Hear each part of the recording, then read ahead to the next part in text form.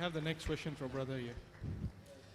Hello, I'm Ashok here. I'm doing my MA Economics in Loyola College. So my question is that in this time of,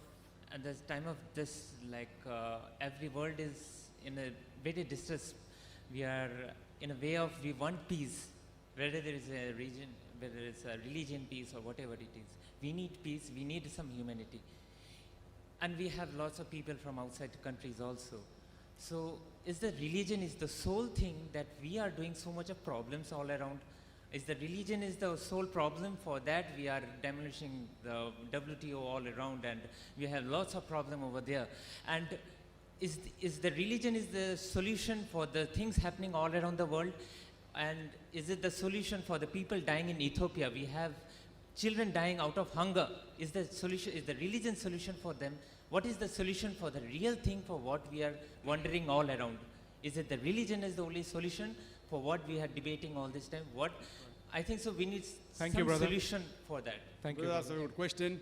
That we are having so many problems in the world. Is religion the solution for this problem? There are so many people dying in Ethiopia. Is religion the solution? Brother, the religion which is true is the solution. Allah says in the Quran in Surah Al-Imran, chapter number 3, verse number 19, Inna Dina Indallah al-Islam. The only religion acceptable in the sight of Almighty God is submitting a will to Almighty God. If every human being submits a will to Almighty God, you won't have a problem in Ethiopia. Allah says in the Quran and several Sahih Hadith that the third pillar of Islam is every rich person who has a saving of more than the nisab level, 85 grams of gold, should give 2.5% of his saving in charity. If every rich human being gives charity, poverty will be eradicated from this world. Leave aside Ethiopia, there will not be a single human being anywhere in the world who will die of hunger. Do you know that the 3 richest men in the world,